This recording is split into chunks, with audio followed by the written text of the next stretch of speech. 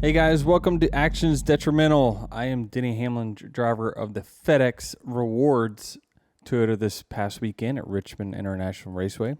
My co-host is Red Vest 311, photo guy, video guy, social media guy for Denny Hamlin and just about every other driver in the garage. This is true. All right, I got to just get it out of the way.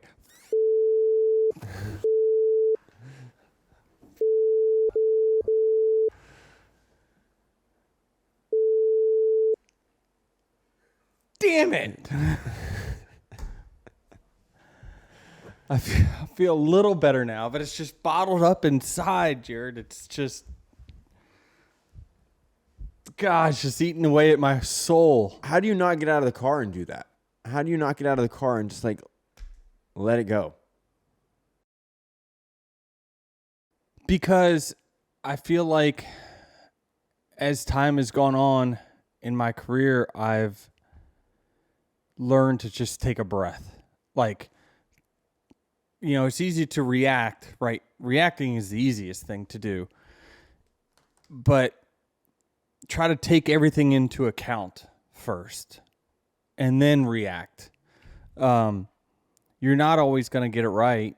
I tried my best in my interview to see all sides of it, right? Let me think about my side. What did I see? How did I feel about it? If I were the 3 car, how would I have felt about it? What did I see? You know, what was my motivation? Things like I try to put all different perspectives into my thought process and then react, right? That's why we're here today, is to kind of expand upon that a little bit. I have additional thoughts about it. But man, it's just, I never found it to be super productive to just react and think about it from your own perspective. You should be very selfish for you and your team and how it affects you. But I think through our conversation today, we're going to try to put ourselves a little bit in other people's shoes and draw what our opinion might be from it. I think that's the best way to possibly do this, right? I'm sure we will have a large audience tuning in to hear where we go with this. So I guess we probably should just jump in it, Trav, right? Let's not keep them waiting. Okay. All right. I appreciate you not going anger on your interviews, though, and I wanted that. Saving it? Yeah, I wanted it here, so thank you for saving that. You should thank Tyler Overstreet for that. He said, say what you want to say, but save most of it for tomorrow. Yeah, so thank you. So Tyler's listening in right there on the Zoom. Those of you who don't know, I do somewhat have bumper guards each episode. I mean, we might take out We edit very little, to be honest. Less than 1%? I mean, if we edited 1%, you probably wouldn't have lost $50,000 last year. That's true. So I can see down here, we have a computer down here at the bottom, kind of near my feet. We've got Austin Payton on it and Tyler. They're just there to just flag things that might be controversial and then ask me later on, are you sure? And what's my response usually, Travis? Yep, I'm sure. Keep it in there. So, I don't know. I mean, what do y'all want to know? Let's start with the restart. You're coming in third. Let's start there. What's going through your mind? Like, let's go there. I'll be honest with you. I thought when I came off pit road third instead of second, because we came in second, and at that point I'm thinking, oh man, maybe I can get to the lead again, like I did in the spring, right? Same thing, same deal. I got a better pit stall. But when I came off third, I was not that disappointed because I felt as though I knew Austin was going to be very desperate. And if I got a good restart, I thought he was just going to wash up into me. Because forgive me if I have PTSD about not finishing where I should be finishing week in, week out. So when the caution came, I'm like, how am I going to get wiped out here and not finish where I deserve to finish on this day? And I thought if I came out second and had to choose the front row, because I was, that's what you try to do, I thought, I'm going to get wiped out. This is just not going to be bad. So when I came out third, I'm thinking, I think I still got a shot, because I knew that the 3 was going to be desperate. Now, I didn't know how desperate until the final corner. And, things kind of played out like I thought, in the sense of, hey, these two get together and then I pick up the pieces. But I didn't think it was going to happen kind of like how it did. I thought it was going to be more of like a first corner, second corner type of thing. But so I wasn't crazy disappointed coming out third, being on the bottom, and especially just being on the bottom in general. I'm thinking at that point, at least I'm going to finish pretty good. Because I've had so many weeks of just not finishing correctly, And so I'm at that point, I'm like, I really just want to get out of here with the finish my team deserves. And if I'm on the bottom, I can control that a lot more. When you're on the top, you're at the liberty of the person underneath you and how they feel that day, whether you want to be their bumper or not. So, it was, I thought the restart. I mean, you want me to kind of break down the restart? Because what I saw is a good restart by the 22, not a great restart by the 3. And the 3 had bad restarts all day long too. Yeah. I saw, I follow these racing analytics folks on X, and they said that Austin Dillon has lost the most positions of anyone on restarts all year long. I think he was minus 87 going into the season, or going into this race. So by the numbers, Joey's probably thinking he's got a pretty good shot. And Joey rolls on him just a little bit. He rolls on him a little bit, but both, I think, they kind of left same time there. I'm right behind him, and I'm thinking, man, it's just, I thought the 3 was going to carry a little more speed in, just a little bit. I mean, he carried a lot, but the 22 really carried it in there. And the 22 just beat him fair and square through 1 and 2, clears them, and then goes and sets sail. So I believe they kept telling me on the radio that, just keep an eye out, keep an eye out of what could happen. And I was very aware, but certainly didn't think it would go like it did for the final 200 yards. Did you think the race was more or less over going into turns 3 and 4? Did you see the gap between the 22 and the 3? And okay, Joey's winning it? Yep. I thought it was too much of a gap to make a legitimate racing move. But when I saw the 3 not decelerate, he just kept going. He obviously was not going to make the corner in a reasonable fashion. I thought my eyes got really big because I knew that he carried so much speed in, regardless of whether he made contact with the 22 or not. He was going to have such a bad run off. I had a legit shot to get around him. So my eyes got big. And then when I saw actually that he was going to get to the 22, which was, we're talking split seconds here. This is really, really quick. And I start to see the 22 turn sideways. I'm like, oh, this is it. Finally, I'm going to get one like the other way. I'm going to get one I probably didn't deserve. But yeah, the track clears and I come off the corner just the same as I always have, because I think the 3 is up in the smoke up there, and next thing you know, I mean, my car turns dead right into the fence and just crushes me, crushes the car, and I see these, I see the checkered, and we're not the first to get there. So it was crazy set of events. Like your emotions peak. It's like, we're not gonna win. Oh my God, we are. No, we're not.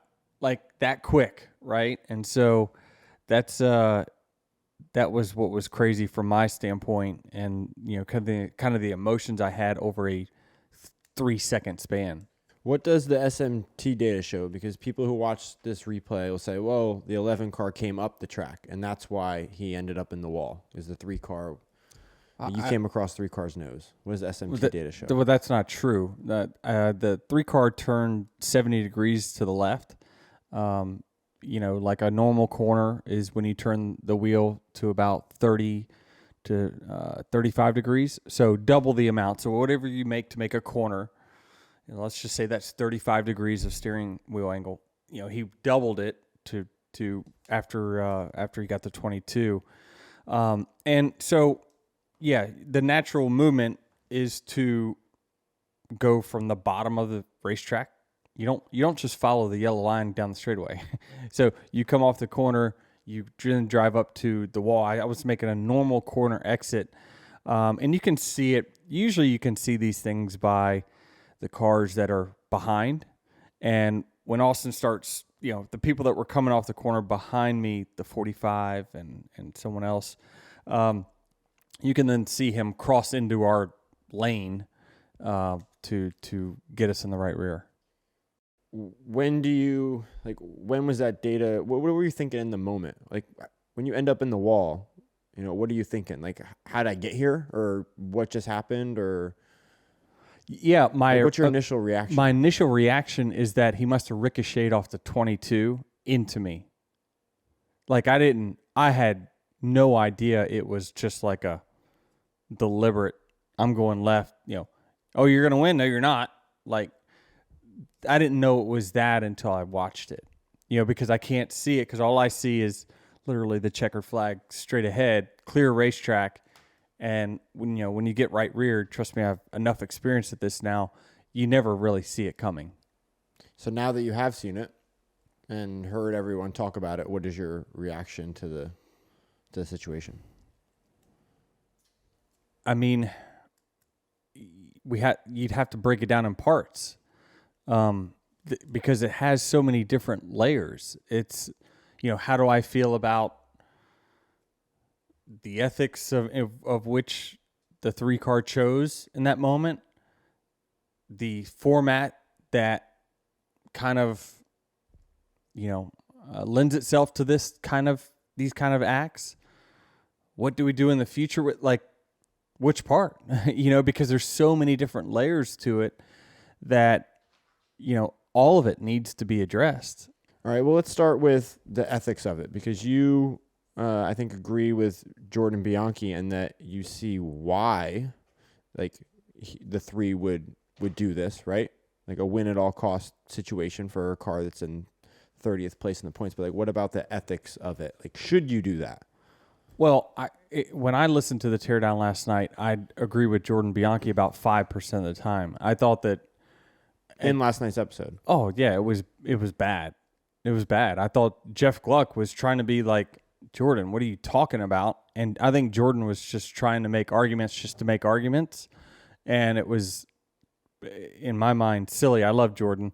I got a great relationship with him, but at some point I'm like, Jordan, like, I get it, you're Team Chaos, but this is not. There's an ethics problem here. Like, this is you're this. If you think stuff like that is okay, this is hurting the sport long term, and that's, in my opinion, the turn that our sport has taken over the last decade.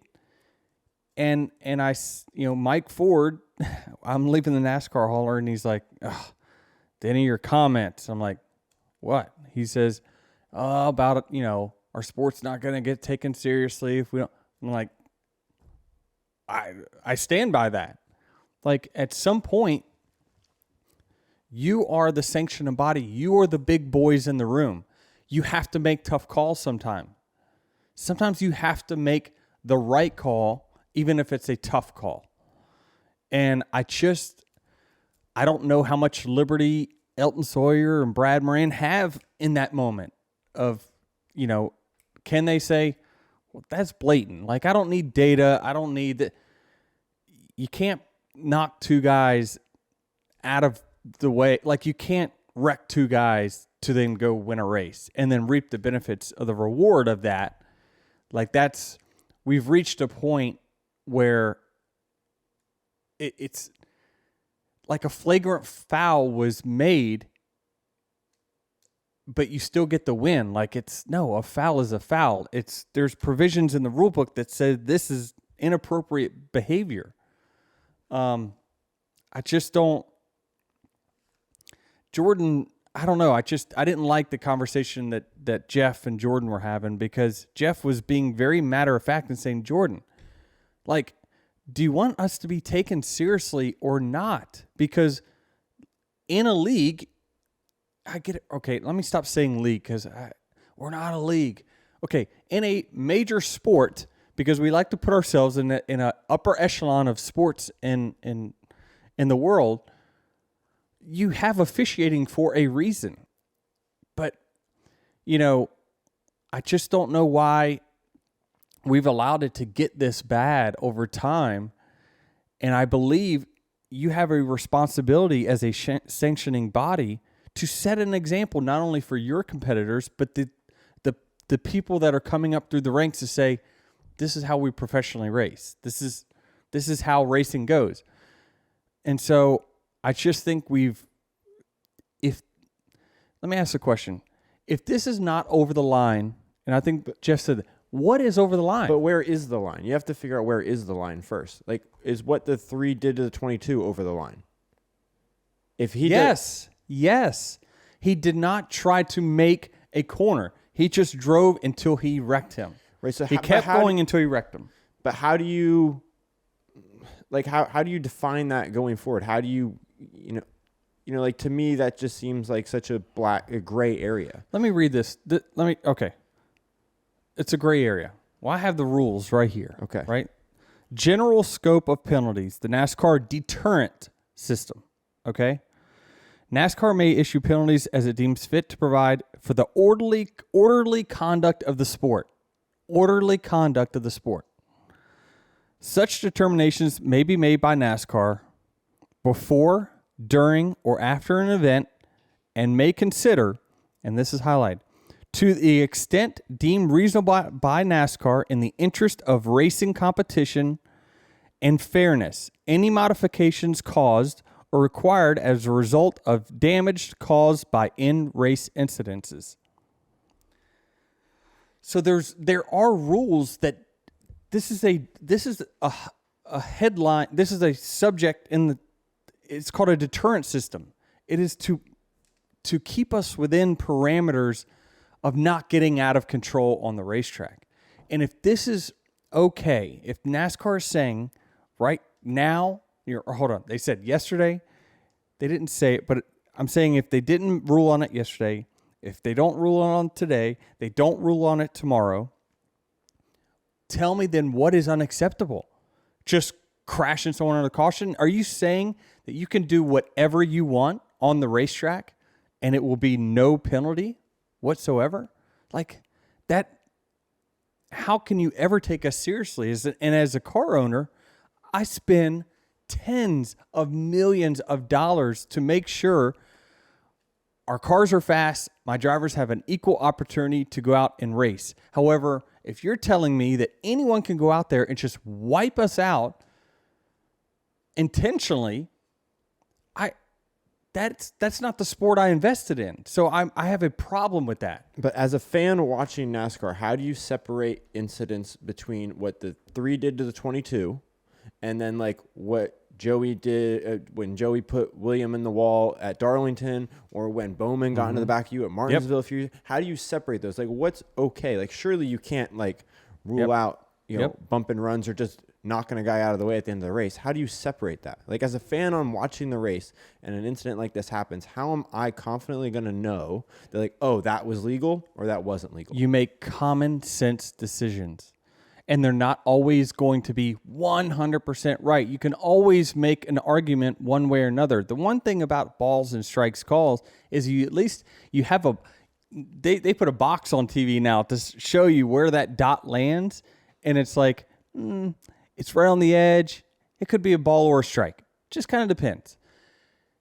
This is just part of officiating.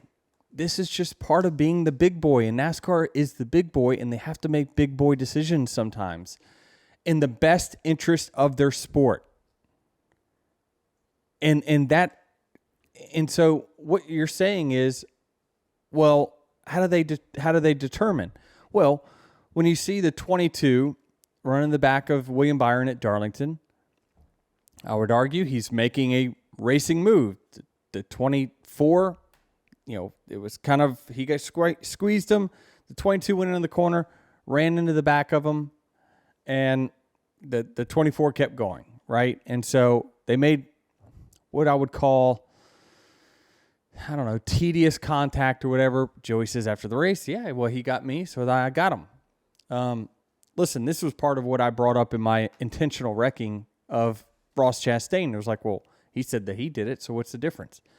And why I have a problem with this is that if I were to go out and spin Austin Dillon and wreck him next week, I get a penalty because they said you intentionally wrecked him. How can you look at that and say he didn't intentionally wreck the 22 and then intentionally wreck the 11? You cannot say that with a conscious mind. 99%, the only 1% are going to be the people in Welcome, North Carolina that see it one way. Chocolate Myers, those guys. I'm just arguing that I feel like it needs to be very blatant, and everyone needs to agree, like, okay, that was intentional. It's kind of like roughing the passer, though.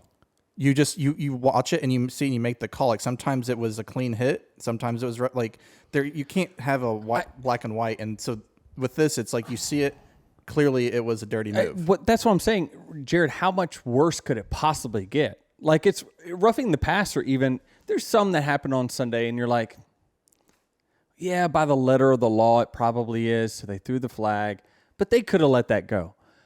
How much worse could this be? The problem is, though, in NASCAR, it affects the result so much. Because let's say last night, Austin wrecks Joey, right? Yep. So now Joey doesn't win.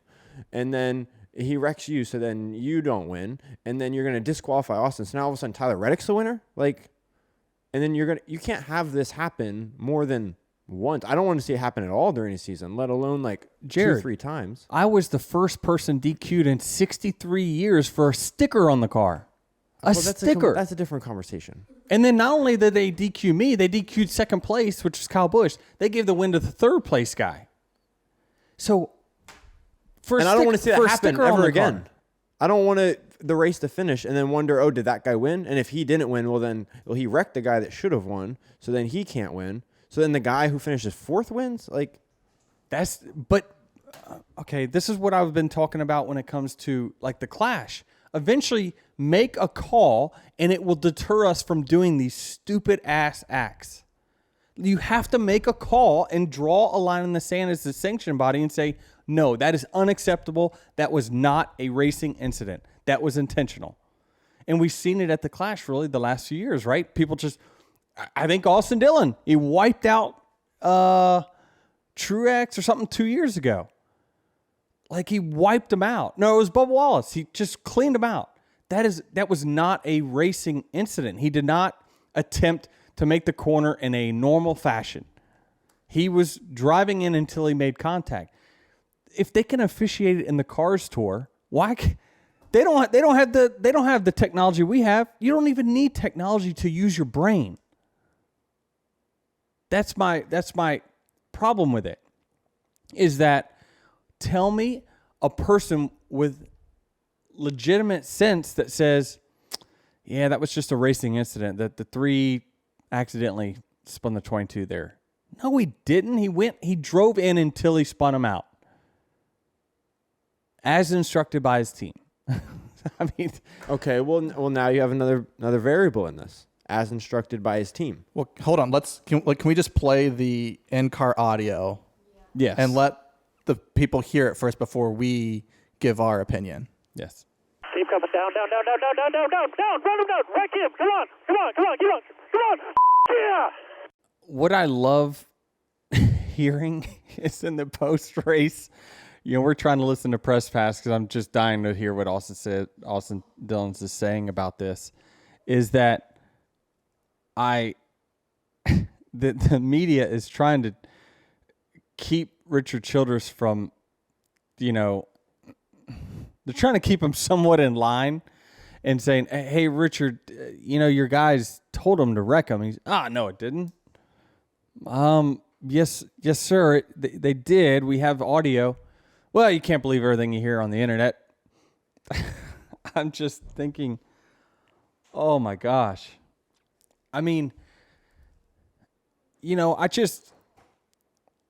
that's a little bit of kind of, I think what puts a little bit of bad taste in others' mouths at times is that, at least when I got out of the car, I tried to hear, let me think about this from Austin's perspective. Well, he gets rewarded for it.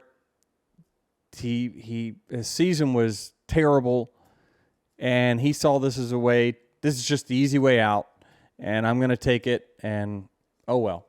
But yet, these guys are celebrating like, they won the World Series and like think that they did something that was admirable.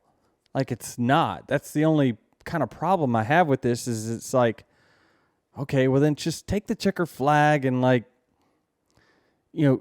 suppress it a little bit in the media. Don't just say, oh, well, it's, I really didn't do anything. It was fine. I just did what I needed to. Like, at least have some empathy that you just wrecked 2 guys to win the race.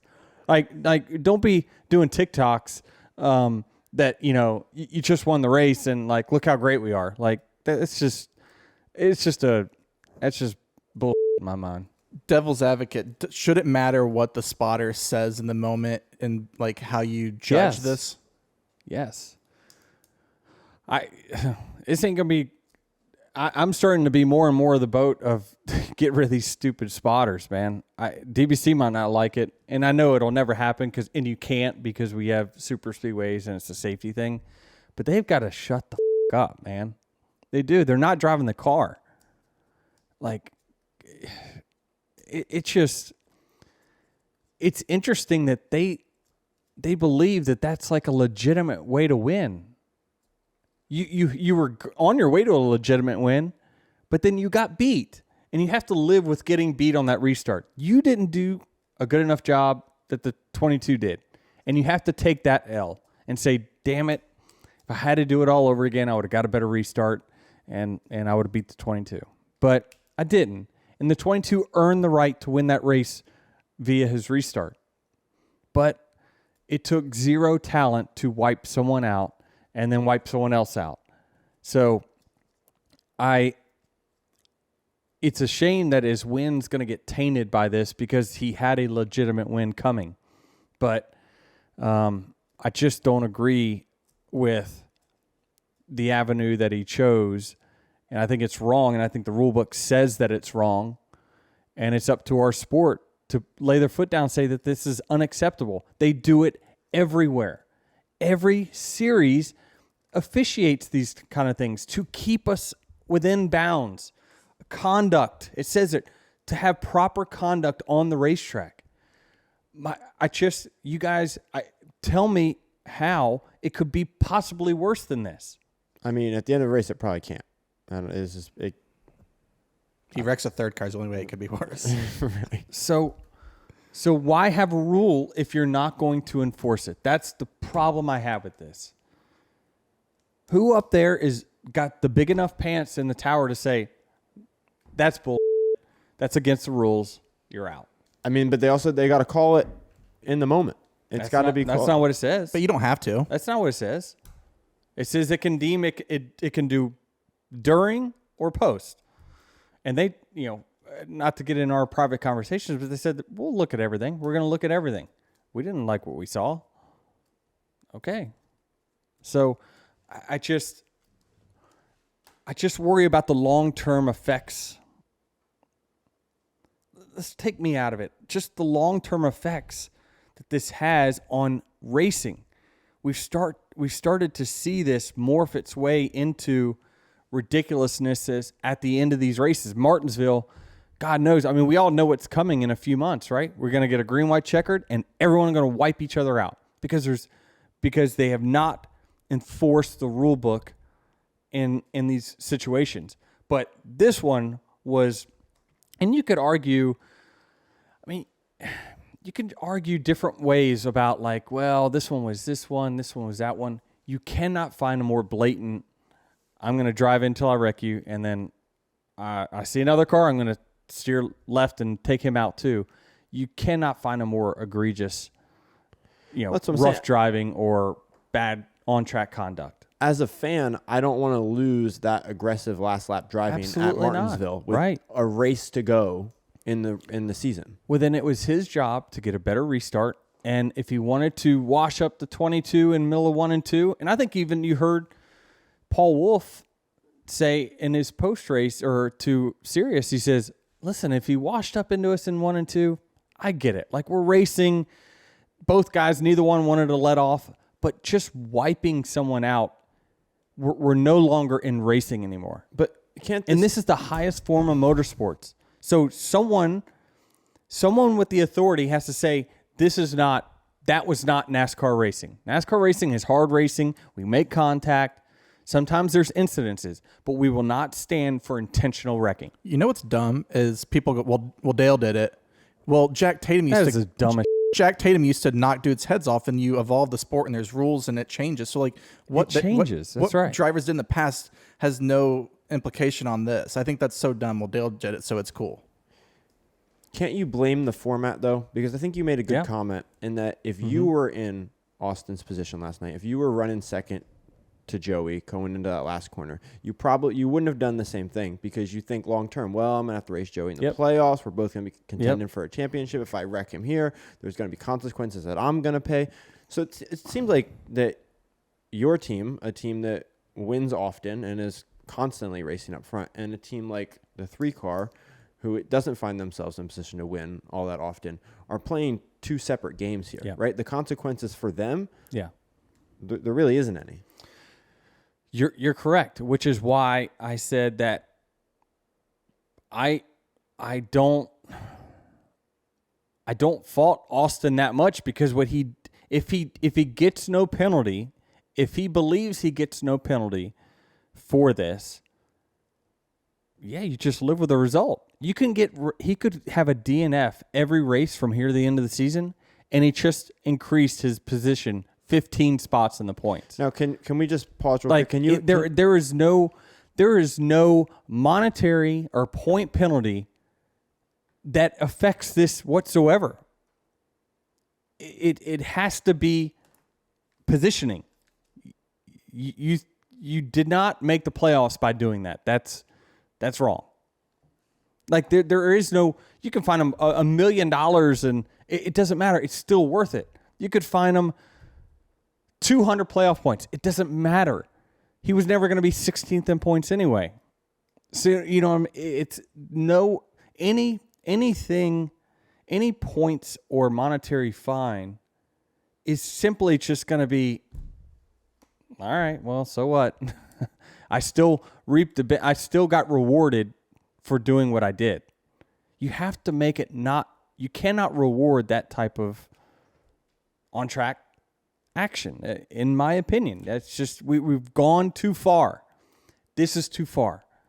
I understand side-by-side battles. Sometimes someone spins out, but that was cleaning someone out and not a racing move. So isn't the format at fault? Yes, it is. It's partial fault, right? The format didn't make Austin Dillon make those decisions, but it rewarded it if NASCAR doesn't enforce its rules. So Yes, it is. It's a listen. Do I believe a win and you're in is the right thing? No, because obviously the 3 team is not a top 16 team. I just the win and you're in. It's too racing nowadays with fuel mileage and this, that, and the other. Wins are too easy. One win is too easy to get to like say that, okay, well then you should battle for a championship. No, I think they had a top 30 rule in place for a reason, to keep people from, being absolutely horrible all year long and then lucking up and getting a win. Now, he wasn't going to luck up and get a win until he did that, right? He was going to get a win legitimately, right? So I still don't agree that cars 25th, 32nd in points deserve to be in the playoffs because they get a win. I just think that you're watering down what this is all about for sure. But that's a separate conversation. Can you explain quick? It makes it easier for me, by the way, because I just, the road to the championship gets easier. What is the difference in finishing 16th in points and 30th in points? Probably about $2 million in what the charter will get paid. Right. So that's the thing. That's the key. Is that he gets to put I'm a playoff driver.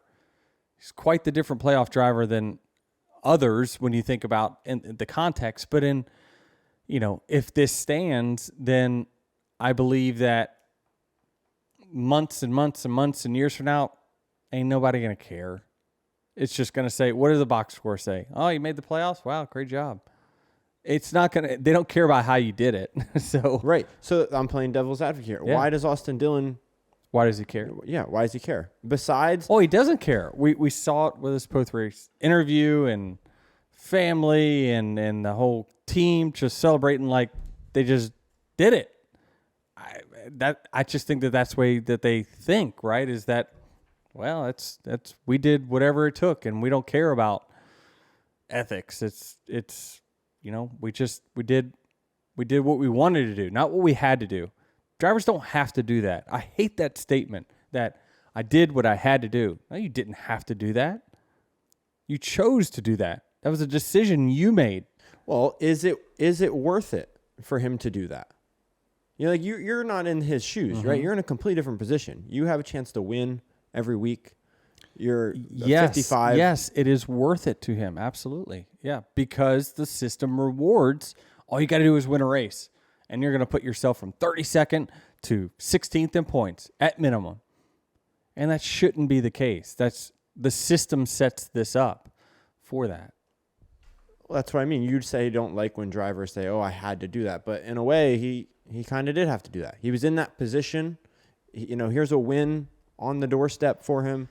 Yeah, he felt like he had the best car. He felt like he had I understand the ethics and that he got beat on the restart. And, should just take the L. But it's just a rule. Also, it's not like we're just. But NASCAR's not going to enforce it. Well, that's my point. Is that they need to enforce because it cannot get any more egregious than this. It cannot. So what does NASCAR do now? You penalize them like you're supposed to. Well, what's the penalty? It's up for them to decide that. I don't know.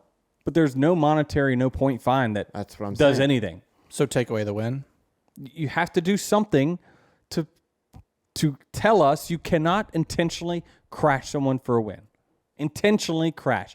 Drive into the corner and say, sorry, bud, it's you. Not me, it's you. Like, that was not a racing move. I go back to racing for a win is very, very different. Me and Kyle Larson at Pocono. There's two cars battling side by side, arguing over a couple feet of space.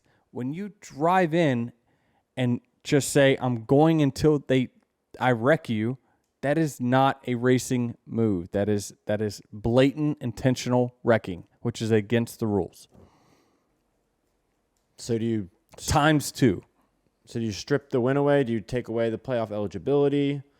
Do you institute a new rule that you have to be top 20 in points to make the playoffs? No, you can't do those things. Any of those things, or I don't know if Austin sent that'd be if top 20. Yes, they need to.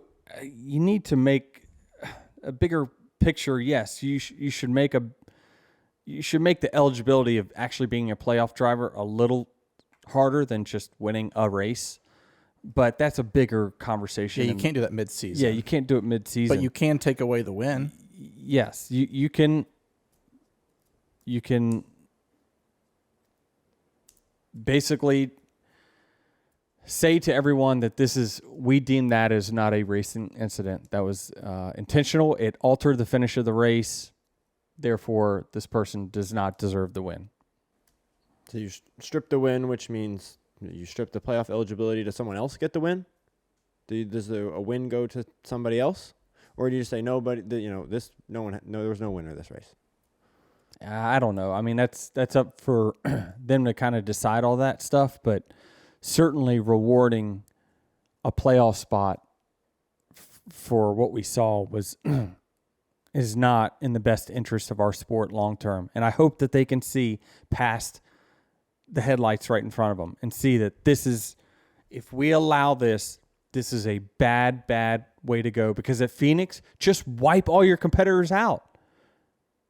Like, if I were in the Final Four, what keeps me from just crashing all three of the guys I'm up against? This is not the first time I've heard you hypothesize, Right. say that. Because we've had similar situations in the past that has brought that. Because what will happen now is that when we come to a cut race, someone's close to another guy, just wreck them. You'll say, well, I did what I had to do. They're not moving on. I am. You can't allow that. That is not, you are ruining the integrity of our sport. So stop it right now before it gets there. Because if you say that this is okay and you allow it, and you allow someone to not only get into the first round, into the playoffs, if you allow this egregious of an act, then you open up the door for someone who's outside the cut line to just wreck someone that's in the cut line, move on, that person's out. It doesn't matter if you get wrecked the next round or you've made you've made it. So you have to put the bumpers on us, because clearly we're not thinking straight as drivers. And so that's why we have rules in place to keep us within, the roadway here. Do you feel like that drivers will know where that line is? If NASCAR comes out tomorrow or today or whatever and strips the win away and says, that was, aggressive driving or whatever, that's a penalty. Do you think other drivers, yes, every other driver in the field knows the line? 100% of them. 100% of them would say that was warranted. I can't imagine any other driver saying, well, yeah, the way he did it there to get in the play, that was fair. Nobody would say that was fair. But going forward, we're at Martinsville, and so is, trying to get into the championship before, and so is ahead of him. If you wreck the person, yes, you should be out. Go to the back. Again, we have these rules in Legends cars. We have these rules in Cars Tour. We have them in every other racing series, because they know you cannot just open it up to allow these drivers to do whatever it takes, crash someone, hurt someone. You can do whatever you want. That you cannot allow that. Not as the top form of motorsports. The sanctioning body need to be big boys and make big boy calls. So you think all the drivers are on the same page? They know what they can and can't do with 2 races to go in the season. I think it is like what Travis said. It's roughing the passer call. Some of them will be questionable, but it's up to them to make the call. You can't just not make calls. If that happens in the middle of the race, do they just look the other way, or? I know that's. I mean, probably yes. The move on the 22, yeah, probably. You think differently? I don't know. I think it's blatant intentional wrecking, no matter when it is. Like, what stops the driver from being like, oh, well, I didn't mean to spin him out. I just mean to hit his bumper. But he did spin out. In order to spin someone out in these cars, you have to hit them with such force that you can't miscalculate that much. You can't. It's very, very hard to. These cars, in order to wreck someone like he wrecked Joey, he misjudged the corner as much as he wanted to know that the 22 was not going to make it out. So that's my thing. It's not like the old generation car where, man, you can just get right up to the rear bumper and they're going to spin out. We don't have that in next gen. You have to, over the top hit someone. You have to be so much faster than them entering the corner to spin them out because of how much grip the car has. So I think it actually makes it easier to officiate, because if that car goes around, you've hit him really hard. As long as you think that all the drivers know where the line is, as long as you think the competitors know where the line is, that like if I do this, they may call me for this. I may get sent to the rear. It's not up to me to be the sanctioning body and say, okay, here's the statement I'm going to make on it. Here's why we drew the line. And they would say publicly, like they'll talk on Tuesday, why we chose this penalty. It's because we saw that he did this, this, and this, and that will not be stood for.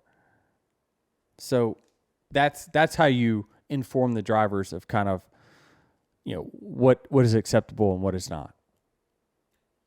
Yeah, surely listening to all the drivers post-race last night, the ones that spoke, Bubba, Tyler, Joey, obviously, everyone seemed to be on the same page with that this was out of the line. Bubba had said that he was going to go shake Austin's hand, say, congratulations on, great race and whatnot. And then he's at the end of it, he's like, well, I don't think I can go do that anymore. That's what frustrates me too, is that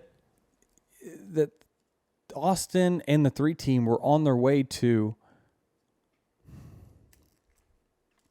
like their first legitimate non-super speedway, non-gas mileage race win. Like it was their first full weekend they put together probably in his entire career. And they did it, and they did a great job. They passed us, and they were setting sail. They were going to win the race. But sometimes things don't go your way at the end, and you don't do the best job on the restart, and you have to live with that result. You can't just throw everything out of the window and say, well, I should have won the race, so I'm going to make sure I do. Like we have rules and parameters for that.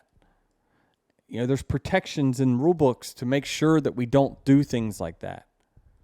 So we'll see. Your crew chief quote tweeted Paul Wolf's tweet and said that he was confident that NASCAR would make the right decision this week. I think that I think Elton, if I'm just looking at what he said to the reporters afterwards, I think that you can look at it and say that they did not like what they saw. Elton was a competitor himself. If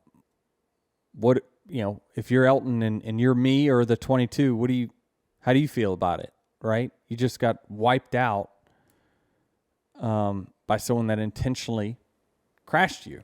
And on that intentional, I'd like to play one more soundbite. It's of, I believe it's you, Gabe Hart, and your spotter, and what your spotter was told by Austin Dillon's spotter. Yeah, his spotter just admitted to me and Hirsch, that's on me. I told him to do it. I said, you told him to right rear us. He said, 100% we had to win. Yeah, no doubt. And I got a text from my spotter saying, here's exactly what he told me. He was like, oh, that's probably my fault. I told him to do it. And so, but, Lambert, being the rational person that he is, the one that thinks halfway straight, he's like, yeah, but also you're not driving the car. That guy's got to make his own decisions. Nothing chaps me more than spotters thinking that they should drive the car or give advice on what actions drivers should make. It never ends well. It never, ever, ever ends well when spotters chime in and try to make decisions. So you spoke with NASCAR. Is there anything that you can say publicly of that conversation with whoever you spoke with? No, not that I'll say publicly, but I thought it was a cordial conversation, and it was myself, Joe Gibbs, Heather Gibbs, Dave Alpern, Chris Gapehart, myself, and we laid out, kind of how we felt about it, and they said, like always, they're going to look at it. They obviously said post race that wherever the line is, that's about as he may have crossed it. If not, he's about as close to it as possible. So they certainly, if you care about integrity of the sport and you want to see us taken seriously, it'd be hard to look away. As someone who is a team owner and is investing millions of dollars into this sport, how much does it bother you that, the entertainment factor is being maybe put ahead of the competitiveness? It already is right in the format, right? We have elimination styles and all this other stuff. I don't think I think that NASCAR trying to fabricate, these exciting moments through eliminations and, the the sample size of a championship just keeps getting smaller and smaller and smaller. You're not fooling our core fan base that follows us, the millions that follow us each and every week. You're not fooling them. But are you going to lose them? What do you mean? So, I think so like SportsCenter let off 10 p.m. last night, highlight of the race, right, with the interviews and everything. Are you going to lose the core fan? I don't think so, but you might gain a new fan. Yeah, because a new fan that likes it, they're not going to get to see that pretty often, but you still can have highlights like they did on SportsCenter when we had a 3-wide photo finish. Why does it have to be, hey, look how lawless we are? It's just, anyone can tune in to watch a demolition derby, but it's, you're watching a professional sport that has professional officials, and you have rules against this. So, it's Is that what the average Joe watching SportsCenter thinks of? Like, oh, look how lawless this is. Like, I love this. Like, yeah, I mean, sure. I think that I think we've built up a reputation over time that certainly would say that, we're just a bunch of rowdies and that we're demolition derby at times. I mean, look at all the crashes and stuff we have. I mean, that's part of natural racing, but we've set it up through double wide restarts, green, white checker finishes. We've allowed it to get this far. And show me some information or data that's showing that that's growing our sport. As a team owner, I don't think the direction in which we're going or have gone is necessarily putting us at the adult table. So that's how I interpreted Austin's answer to a question last night in his press conference. Someone asked about this, and he said, "Well, we're trending on on Twitter." But that just shows how tone deaf you are, right? In my opinion, it's just tone deaf. It's you're not looking at you're strictly looking at this through your lens, and you're not being empathetic to the people, two people you just put in the fence. Interesting nugget is I play Austin Dillon on Thursday. Our team's battle. Yeah, how is the hoop group commissioner going to handle this? We'll handle it on the court. I'm already hearing some people on Austin Dillon's team are thinking about boycotting or maybe turn the ball over intentionally. I don't know. Listen, I can absolutely separate on track and off track. Have you spoken to him since? I have not. Have you spoken to anyone in this situation since? No. Any other drivers? Oh, yeah. Joey Logano, he called me when I was on the plane. And nice of Joey. He was like, how's your shoulder? You all right? I'm like, yeah, it sucked. You obviously got the worst end of it. I at least was able to finish. You got second. Yeah. But he's like, what did NASCAR say? I went to the hauler. Nobody was there. We just had those conversations, but I've heard from other drivers and lots of other people. I had as many text messages as I do when I win a race, and they were all like, "What the hell? That was bull." What's the protocol? Should Austin reach out to you when something happens? Is there an unwritten rule on if you're the one that wrecking, you reach out to the driver, case by case? It's case by case, but certainly in the fashion in which it happened, you would think so. What could Austin possibly say to you? That's what I'm saying is, what do you say? Or do you try to back up a little bit and say, man, sorry, I don't know. But his actions would say he's not sorry. He's happy with it.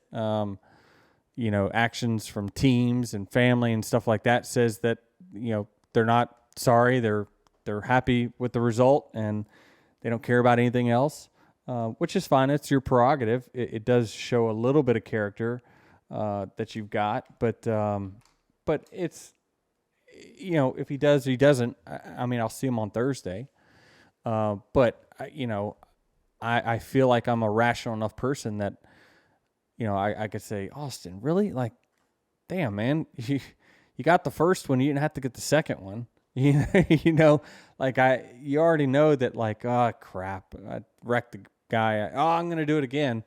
Like, I don't know. You're not going to convince someone. You shouldn't have to convince someone of what they did is good or bad. It's up for their own conscience to decide that. But everyone is different, and I respect that everyone is different. And so I'll just, you know what? I have to live with the result because I can't change it. Well, maybe. So I don't know. I just think about what Jeff Gluck said last night, and he had, said, Austin's got a team behind him, and he's going to be taking over RCR one day. And how does he, look those guys in the eye and say that he did everything he could to win this race? It's a very legitimate argument. Absolutely. I put the fault on Austin less than I do with probably the format or his people. When you're people, you're in your radio, you got to make split-second decisions. And when someone's telling you, crash, wreck them, like, what are you doing? It's hard not to make those decisions when you got someone in your ear telling you to do it. Like, you got to make a decision. Am I going to do this or that? Well, I'll choose what you said, So I just, I don't fault him because he saw an easy avenue to get what he wanted. But unfortunately for him, we have rules that keep people from doing acts like this. It's just a matter of whether it gets enforced or not. See, I think without the you hitting the wall and right rearing you, and without that incident, we talk about this, and it's, there's, it's a moment that is remembered, but I feel like this conversation is probably over. Like, he just drives in, knocks Joey out of the way, he wins the race. Like, I don't know. I feel like we've seen that plenty of times before. I feel like it's not until the second that you also end up in the wall that it's like, right. Okay, well, now this is over the top. Yes, because you can't argue twice that it was unintentional. It was an intentional wreck, the first one. Anyone with two eyes and a brain can see that. The second one just affirms where their head was at in the first one. Mm-hmm. Does that make any sense? Mm-hmm. So maybe you could make an argument. I just made a mistake, got in too deep. I didn't mean to spin the 22 out. It did, but the second act shows, okay, we know where his mind was at entering turn 3 because we saw it happen not once but twice. So it just affirms it, which is why I say it can't get any more egregious than that. It can't. Right. So that's where the line is. Yeah. Then. Yeah. Lost in this was the tires. Thank goodness. Yeah. Another Actions Detrimental tire episode was saved. Yeah. Well. No, because the fans love the tires though this time, so it would have been positive talk. Yeah. I think when it comes down to the tires, I think we found our new short track tire. We need to just run the reds. Because what you didn't see and so immediately what the public would think is that, well, if you just put us all on reds, we're going to have the same race as what we had before, which is not true. And the reason it's not true is that what was happening is that while we were on, there was a few cars on different strategies, so you got to see them do some passing, things like that. If you put us all on reds for the entire race, you will see a lap time fall off to a big number, and then you would see tons of passing mid to the end of the stints with those tires. So I think that they need to just put a bow on this and say that the red tire is our Martinsville tire, it's our Phoenix tire, whatever it might be. Just the softest tire they can get needs to be our short track tire, and then let us figure it out. And what it would fix is when we go to Indy and we start just saving fuel, the whole race, just saving fuel, it's because the tires are outlasting the fuel tank. With the red tires, the tires don't last as long as the fuel tank. So it would force us to, do I push now? Do I push later? I need to make sure my car is handling correctly, or else I'm going to really fall off a cliff at the end of the run. It's back to the tires that we used to have on short tracks. So I think Goodyear did a great job experiment with this. NASCAR did a great job of rolling the dice without doing a tire test with these tires on this track, and saying, you know what, if there's ever we need to find a way to fix short tracks, let's try to do it through the tire. And the only way to experiment that is to put it in a real life situation, and they did. And I thought it was a success in the way of, we have found a tire that is softer than Goodyear ever thought that they could produce, and it lasted at least 40, 50 laps. That's good enough. That's all it needs to last on short tracks. Let us figure out the rest. And so I think they should just make it our short track tire. So get rid of the 2-tire compounds. Yeah, I mean, I think that you could end up having something more, something fluky happen in the end, but I think so. I think you're going to have more of a natural. We're supposed to reward excellence in our sport. If anything, it's starting to reward not excellence in many, many different ways.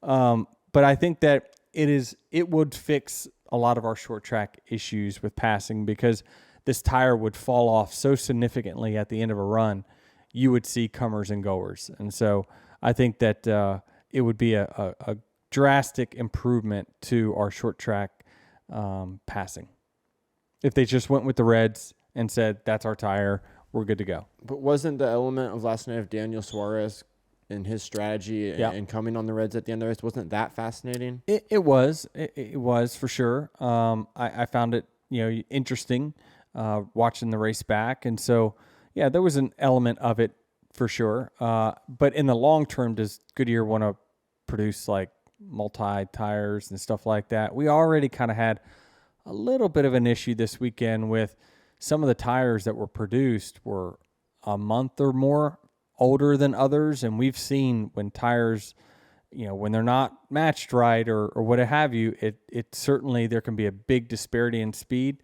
You're wanting to create the most level playing field as possible, and one tire would do that. Are you saying that different sets that you had were older, or like you had? Everyone did. Everyone in the field had some newer tires. So some you older could put tires. one on that were made last week, and then Kyle Larson could have had 3 months ago tires or something. Yes, which would make Kyle Larson's car much slower. One of the best examples of that is we had in Martinsville. I can't remember if it was this race or the last one. I think it was the last one. You would put on a set of tires that was just a little bit newer, and your car would go 0.3 faster. Change nothing. All you did was put on a newer tire, and it would go faster. So I definitely think that we got to be careful with our quality control of the tires that we do bring to the track to make sure everyone has an equal sets, because you shouldn't be at a disadvantage just because of the luck of draw of the tires that you get. I mean, I feel like that should just be the case normally. Why are you bringing to the track the 3-month-old tires and like 1-week-old tires? Because Goodyear wants to get rid of their inventory in their warehouse. So what happens when we go to tracks and we don't use all the tires? They put them back in inventory. Well, it shouldn't be about that. We just argue that NASCAR is a top-tier professional sport. Why are we worried about getting rid of inventory? You're making my argument. I'm not arguing against you. We're on the same team on this one. Professionally, you should just, if you have excess inventory, you eat it. That's right. You eat it. Your sport should be making enough money that it doesn't even matter. That it's irrelevant. Preaching to the choir, Jared. Thank you for making the argument, so I don't have to. you're right. You should just have to eat it because everyone should be on the same tires week in, week out. Does the handling of the car change when you switch between Oh, the yellows yes. and the reds? Oh, yes. It does. You know, you try to make adjustments for it. It's never perfect, but it is an element that comes into play. We didn't exactly have the balance of our reds, you know, quite where I needed it, but, you know, you debrief, you come over time, you make it better. That seems like a fascinating element and variable that you get with It having is. two different tire compounds. Yeah, it is. And again, I'm more, I guess I'm just trying to be too much of a purist and say that, like, we just want to reward the fastest car and the fastest driver every week. They should be rewarded. And so they shouldn't have to deal with elements that are out of their control.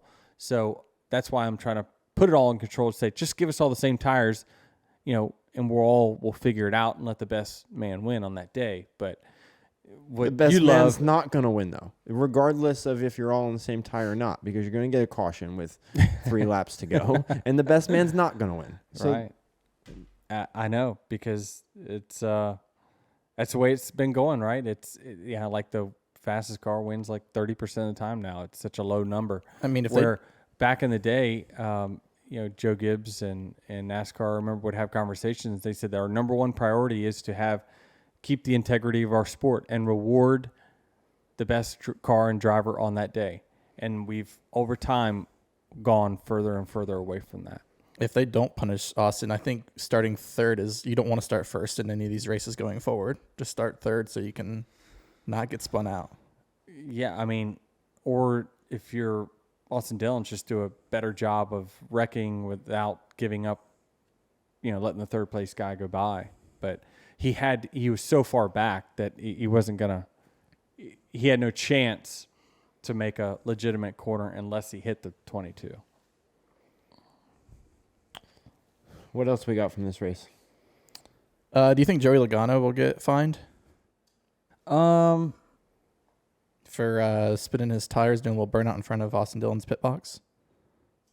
I'm not sure. Or maybe a don't. I was behind it, but I wasn't like totally keened into it.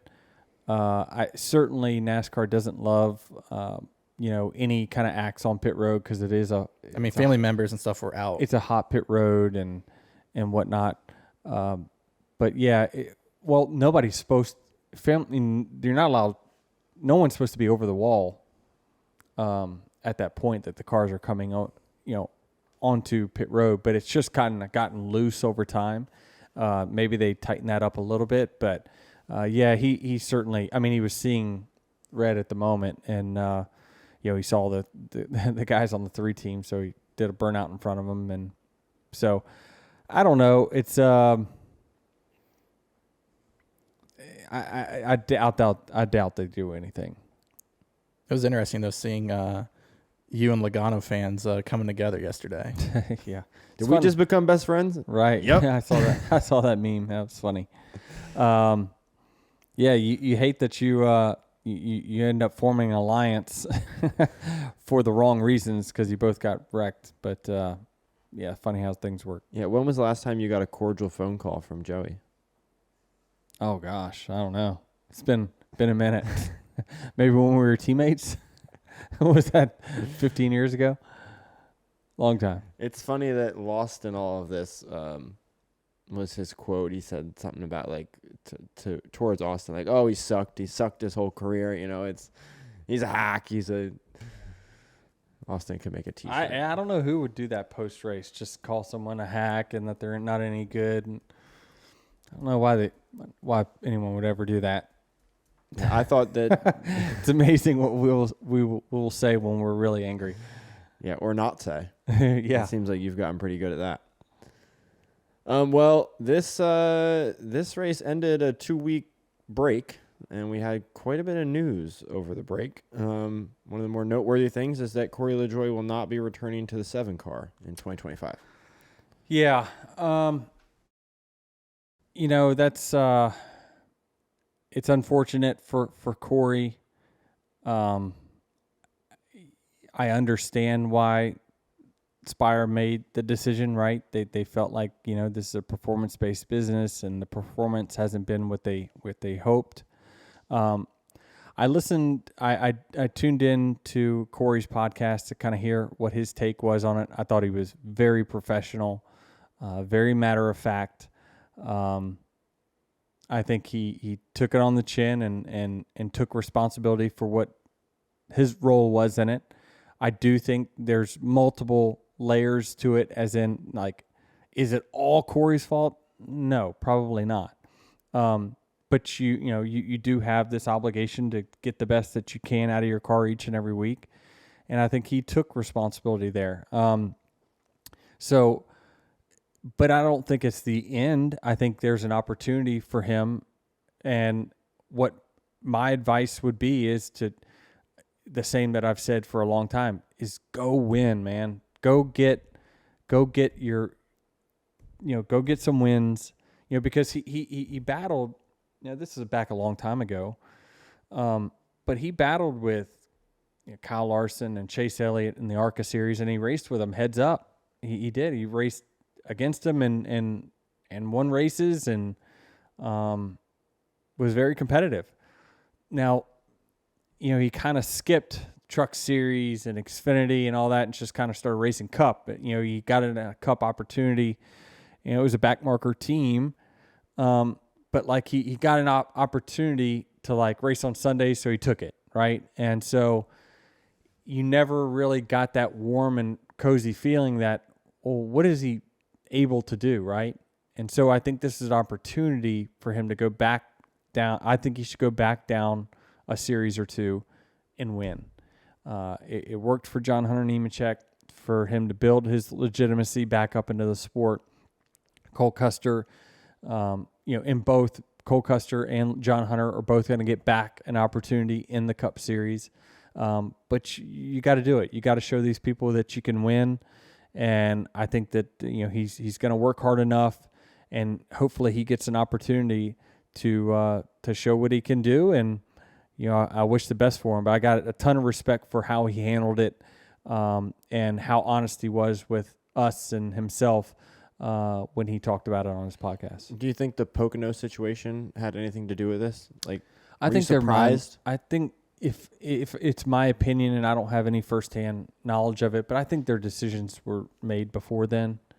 At Spire, I think just a long enough time and period had gone by of lack of performance that I think they probably knew in their head, and I think Jeff Dickerson said it, that they've been thinking about this for months, and so I don't think that one incident was a factor. 2311 hired Juan Pablo Montoya to run a car for them at Watkins Glen. Is that correct? Yes, going to run for the Mobil 1 50th anniversary car. We're excited about that. Excited to have Juan back in our sport. He was such a great person to have in Cup Series racing, and just from his interviews, the sound bites that he would do, the on track, how exciting it was to watch on the racetrack. He was someone that we definitely missed in our sport in the last decade, but it's cool to have him back. And I think he's got a little rust, but someone as talented as him doesn't forget how to drive a race car. And it's not like he's 55. No offense to 55-year-olds. I think he's still young enough to where he's still got some good reaction time and still going to be good and competitive. I do think that the competition is harder now than it's ever been on road courses. I think the field, through analytics and data and working real hard, the field has gotten faster. It won't be as easy for him to just go out and set fast time at Watkins Glen like he used to. But because when we added road courses to our schedule, it forced all of us to have to get better at it. And so I think it'll be exciting to see him at probably his best Cup track for this one start.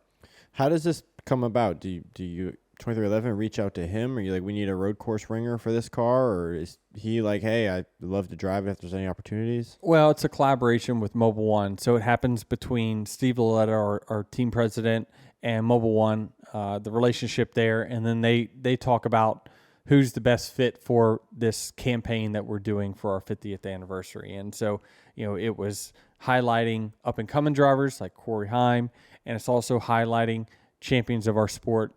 And so I think, when I say our sport, motorsports. And so you had that in Kimi and obviously in Juan. Did you enjoy your first vacation in who knows how long? Yeah, I did. I actually didn't think of, short of, a little time and place where I was talking racing during that trip. I never thought about it. I really didn't. I really enjoyed kind of the moment, and loved that break for sure. After last night, you're like, I'm ready to go back. I'm not. It was just another race where I was in contention to win, and it's like every 7 days I have that.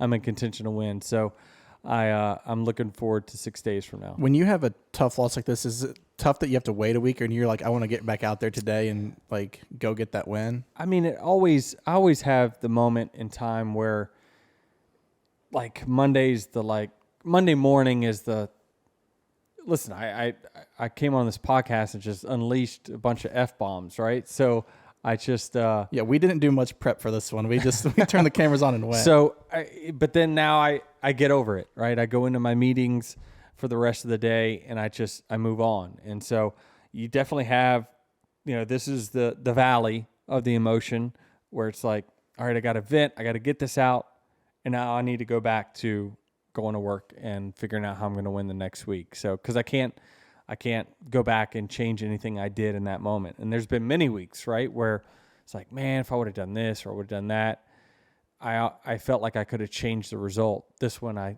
certainly don't feel like I could have. So the questioned growing illegitimacy of NASCAR and whatnot doesn't really sit with you all that long. Because I feel like I've made the best case that I can right here in this last hour of why I think this is an important moment in time for our sport, is to do something about it. I laid out the reasons why.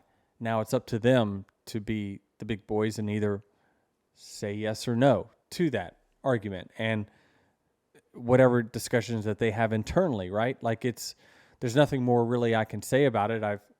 I speak as a competitor.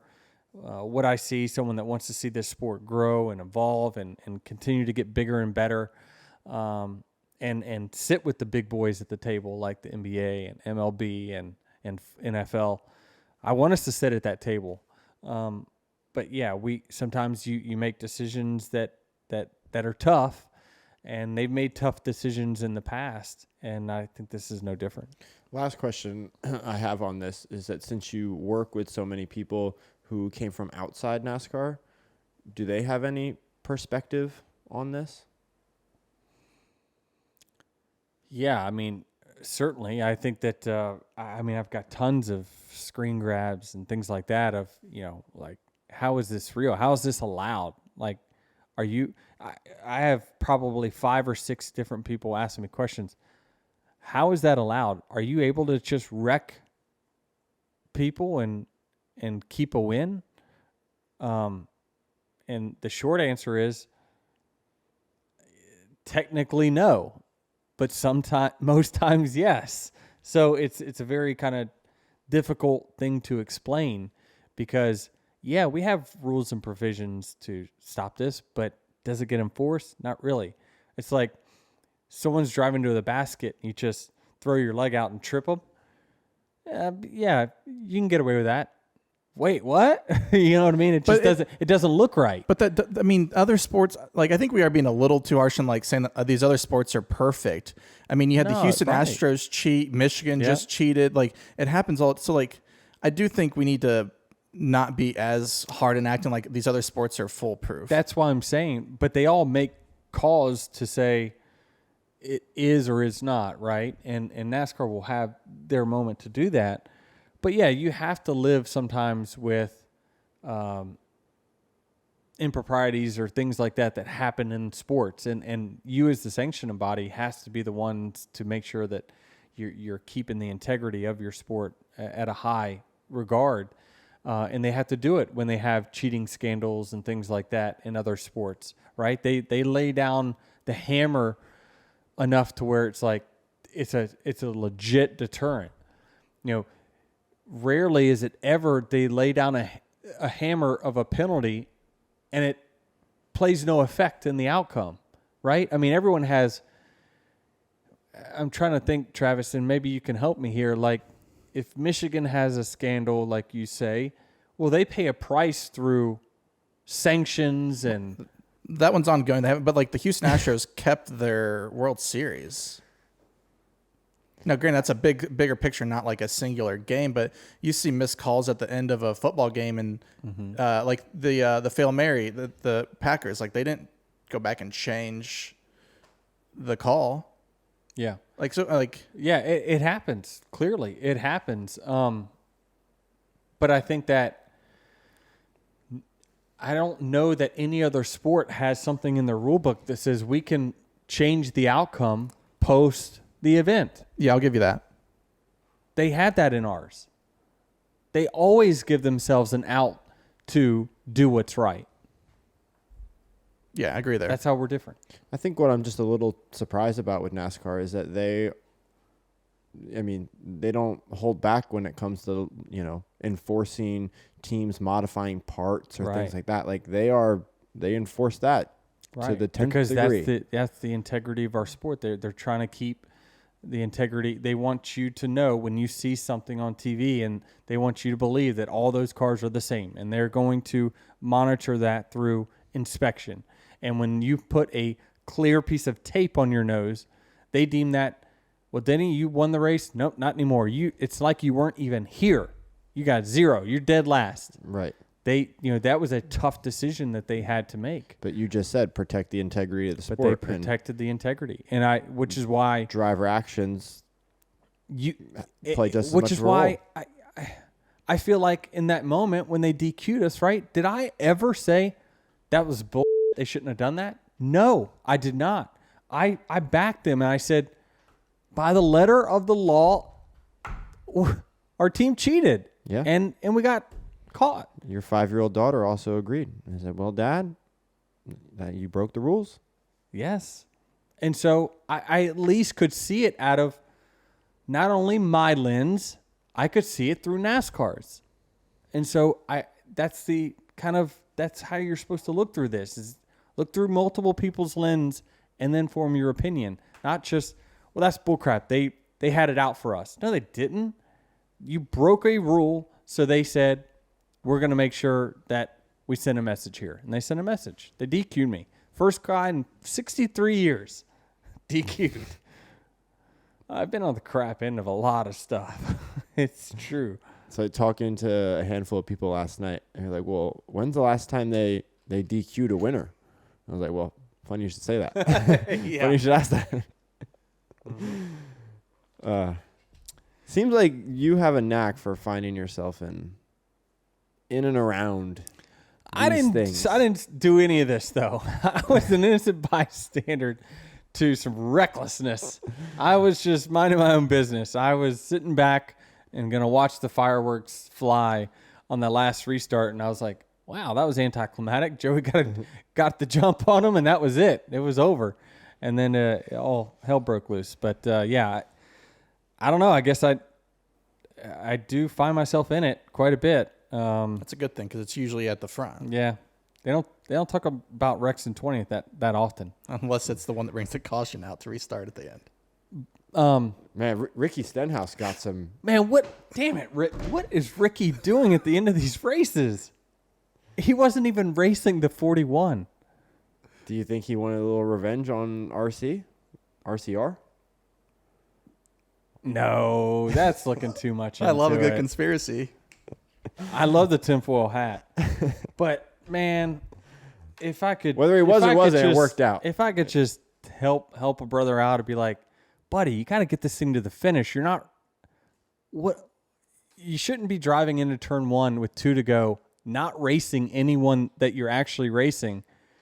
You shouldn't be driving in so hard that you go out of control. Like, you definitely didn't do your team any favors, things like that. If I could just wrap my arm around, I would say, these are the incidences that, like, forms a reputation that you just, that maybe we kind of need to change the narrative, a little bit. So it is agitating that we can't get to the end of these races because of these, incidences. It certainly caused, something that we're all talking about here on Monday, but I hate it for him because it's like, when I saw the wreck, I saw the 47 up by the wall. I'm like,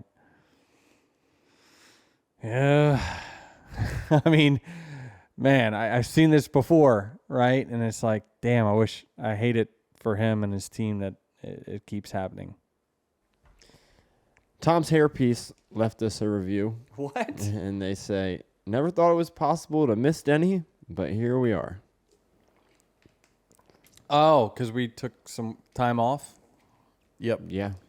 I mean, people were mad that we weren't taping last night. They wanted the podcast. It was too late. That's what I told them. Way too late. I mean, we had content lined up, right, guys? Yep. Mm-hmm. The day after Indy, we were supposed to have Kyle Busch on this show to fill the off week. We were going to interview Kyle, but he had a wrist issue. Had to go to the doctor. He's still dealing with it. He was using scissors in the car on Sunday. Yeah, it's not been a good year for Kyle. And I thought it was going to be interesting because he ended up getting loose and wrecking underneath me at Indy that caused that whole show. We can't get to the finish. Fellas, we should just publicly shame to everyone that causes the caution inside 5 to go. Like, come on, fellas, let's get to the finish. You're going to finish where you're going to finish. You have to start. Realize who you're racing. You have to start the rear of the next race if you cause a wreck with 5 to go and you're like 20 back. Yeah. I don't know. It's part of racing, but man, we sure do it a lot. Interesting that we keep causing these cautions. I don't know. I guess everyone's got their different motives, but maybe 25th, finishing 25th versus finishing 26th is going to be a big deal for you. I don't really know, but instead, a lot of people crash cars at the end. I'm hoping maybe we might have a reason to have a bonus pod this week. Fingers crossed.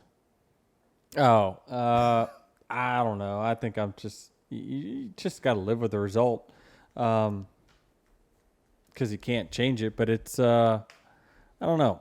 We'll see. I think you can always make arguments either way, right?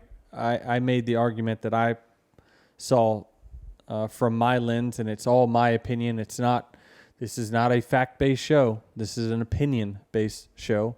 And so I gave my opinion on it, and I thought that the 22 deserved to win the race based off of what they did at the end to deserve to be in the spot that they were entering the last corner. Then I thought the 11 deserved to win the race because he was a fortunate beneficiary of an unfortunate incident between the 3 and the 22, and then then I got taken out, and the guy that caused it all ended up apparently winning the race. So that was my opinion of it. Didn't love it, but we'll see where it goes from here. Hopefully, no matter what, I'll say this, no matter what the outcome from NASCAR is, I encourage all young drivers out there to this is not the way. This is not the correct way. You're not impressing anyone. If you wipe somebody out for a win, it does not impress anyone. As a car owner, I try to look for talent in different places, and you can see when guys really try to perform or are performing good and better than their equipment. The advice I give for young people is always drive your equipment to the best of its ability, right? We knew Brad Keselowski was going to be good when he was driving his, 6 laps down. I told Dave Rogers, that'll be the next good driver. And he's like, wait, what? That guy? Yeah, you could just see it. He was getting everything he could out of his equipment. You don't necessarily always have to win, right? You don't have to win. As long as you outperform or perform as good as your equipment will let you, people take notice of that.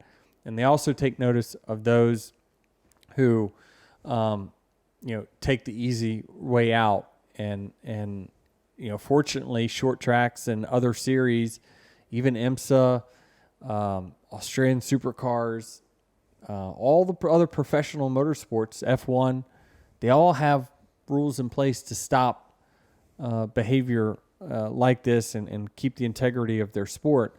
And I love seeing it in the local short tracks right away at the Cars Tour when someone spun someone else out. I think it was at Langley or somewhere. Immediately they said, no, we're not going to allow you to just drive in. And that was a blatant one. He drove in way beyond where he should have, wrecked the guy, and they said, get out of victory lane. You did not win this race. They reward it to the next guy.